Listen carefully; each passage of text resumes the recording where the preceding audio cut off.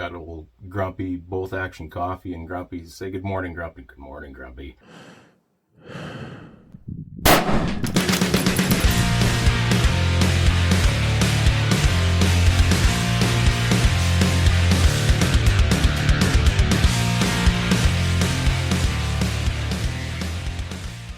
Here we are, day 2 of testing the Bergara B14 6.5 Creedmoor from Odell Engineering.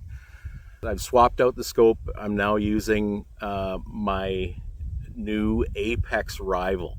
It should be a heck of a lot better scope than the one I was using yesterday. Free recoil type shooting is a lot easier with a heavier rifle. So this one being lighter like this, I'm gonna dig those claws into the ground and load it up to hopefully stabilize my position a little better there. We've got 50 rounds of 147 grain ELDMs loaded up with 41.5 grains of Hodgdon 4350. They should do well from what I saw yesterday on target. All we can do is shoot it and find out. Let's go. So I'm going to start at 600 meters. We have a nice 18-inch square stainless gong out there. I'm just going to hold right edge of plate and see how we do. Here we go.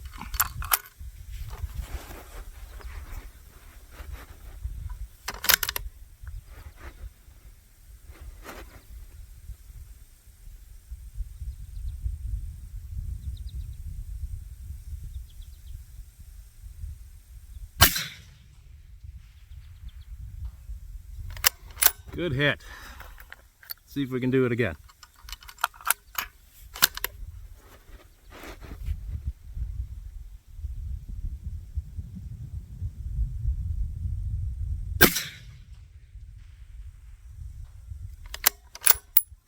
Well, that's too bloody easy.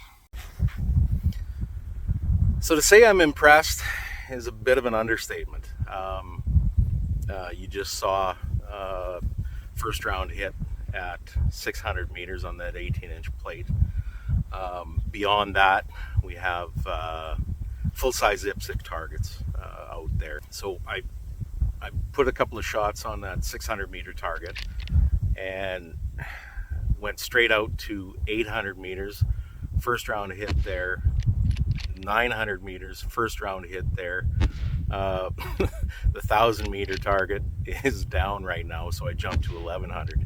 And I'm having a little bit of trouble out there, and I can't see where my misses are right now. So, and that barrel's heating up again quite a bit. So I'm going to let it cool down and take another couple of pokes at that 1,100 meters, see how we do. But I'm pretty impressed with this thing so far. The trigger still is a bit heavy. It's as light as it can go, but it's not grindy, it's not crunchy. It doesn't have really anything for take up. For a factory trigger, it is pretty good. Recoil control is better today because I'm able to load that bipod, get those claw feet stuck in the ground and load it, get it pushed nice and hard back into my shoulder. So it makes staying on target and recoil control and recovery and follow through a whole lot easier. Well, 1,100 meters eluded us. Tried, I put a half a dozen rounds on it, and the mirage is so bad out there right now. It's ridiculous. I'm not sure what temperature it is right now. It's mid-20s at least. It's supposed to get to 33 degrees Celsius here today. So I came back to 800 meters and played around a little bit. We have an 8-inch plate hanging up out there. It's a fairly small target for that distance, and I whacked it several times in a row. So I'm happy about that. This rifle impresses me, especially for a rifle that isn't bedded. It's not heavy. It's a 22-inch barrel. Not that says a whole lot, but I'm getting 2,670 feet per second average out of it. which is okay for 147. The trigger needs a little bit of help for sure. If it for hunting situations, especially in the cold, a heavier trigger doesn't bother me at all, especially if I'm shooting with gloves on. No big deal.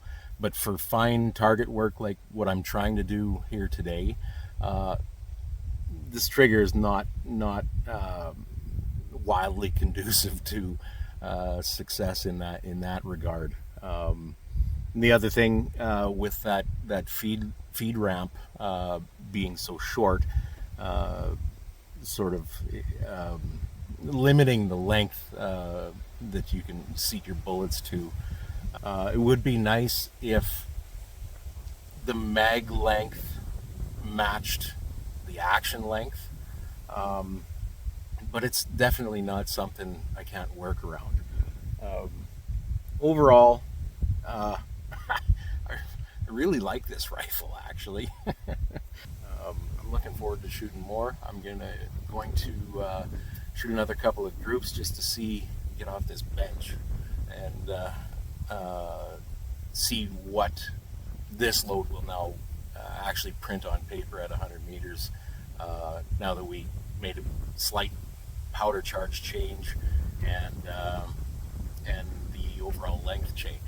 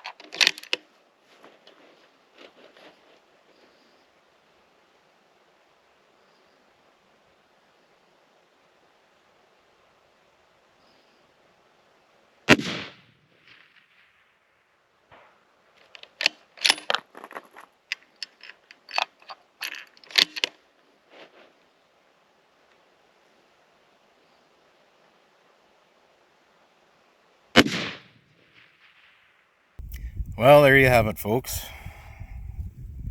To me, especially with a factory rifle, that tells me that rifle and load are living in harmony. Not so bad. I'm not the greatest group shooter around, but that looks pretty all right to me for a factory rifle, unbedded, with a less than optimal trigger on it. Have I said it before? I kind of like this rifle. All right, we're going to go over some of the features of this rifle this morning.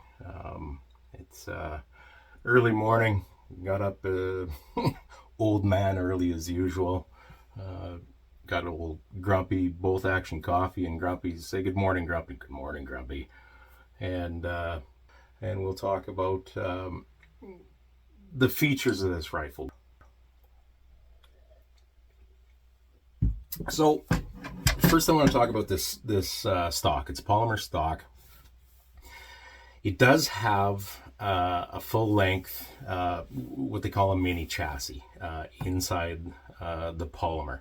The action sits down onto that aluminum mini chassis, and I think it's a really good system. I checked it out a couple times during testing to check to see if there was any sort of walking on that aluminum that the barreled action had done.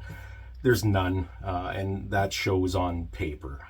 You guys have seen how well it shot on paper, at least at 100 meters. Some distance testing there too. It's a good system as far as I can see. Some of the other things about this stock, you heard me talk about recoil management with this rifle. It shoots really nice. That recoil impulse was I don't know how else to say it other than nice. It's just very manageable. Track straight back. Most of that has to do with the stock design. You can adjust it very well, I think, to your physical attributes. I think there are actually 3 of these spacer plates that the rifle comes with, and I'm a little bit shorter. I'm not freakishly tall like Chris is, so so I had to take 1 or 2 out. Nice cushy recoil pad here. Maybe the most sensitive of shooters might need that real thick recoil pad, but I didn't find it to be any problem. I didn't use a muzzle brake on this at all. Anyways, we've got the adjustable cheek riser here to whatever length, and I mean it gets up there pretty good to adjust to what you need to get your eye centered in that scope. Other features of this stock, it has 3 sling swivel studs, 1 in the back, of course, 2 up front. Use the front one to attach my bipod to. And the rear one you can attach your sling to. It also has 4 flush cups. There's 2 in the front, 1 on either side in this location here, 1 on either side in this location here in the back. It comes with a 30-minute Picatinny rail supplied with the rifle. The furthest I went with this rifle was 1,100 meters. Now the bolt, it's side release bolt on this one, and it's a 2-lug design. And you can see here they've got a little bit of taper on the nose of the lugs. They say to aid in feeding, and that may or may not be, I'm not sure, but it is a feature of this particular rifle. Works very well, very stiff, very positive ejection, extraction and ejection on this rifle. It is a 1-piece design, and this particular rifle does come with either a hinged floor plate or a bottom metal to take AICS magazines. The release, holy cow, is ambidextrous, so you can hit it from both sides. Any AICS magazine will drop into there, and it's an excellent fit. I've tried pretty much all my magazines, my AICS magazines, in there, including a Magpul PMag. They do just fine. It's nice and tight in there, fore and aft. There's a little bit of side-to-side wiggle, but nothing at all to be concerned about. Certainly didn't bother me. You heard me say in other videos that the trigger wasn't the greatest, and it is a little bit heavy for real precision, I guess. The good news is it's totally compatible with aftermarket Remington 700 pattern triggers. If you feel the need to swap it out for fine precision work, no problem. Companies like Trigger Tech have you covered. It's a 2-position safety, just like any other Remington 700. This trigger is adjustable, but I found that even down at the bottom of the adjustment, it was a little bit heavy. For hunting, it wouldn't be an issue at all. At least in my experience, I typically like a heavier hunting trigger anyways. So it's a 22-inch medium heavy chromoly barrel on this rifle. What I'd seen so far is it's a very accurate barrel. Being this profile and length to me lends itself very well to a crossover rifle. This the way that it's built and weighted, you can go and shoot it in a match, and you can turn around and take it out hunting. It is threaded muzzle on this thing. It's threaded 5/8 24, just the standard threading for 90% of the The muzzle brakes out there comes with your thread protector on it. For a factory rifle, I don't know that there are too many others that I would prefer over this one. I've come to really enjoy this rifle. If you're gonna get into target shooting and that, and don't want to spend a ridiculous amount of money, I think this is a very good place to start. But there you have it, folks. That's pretty much it for at least the features part of this video. Enjoy.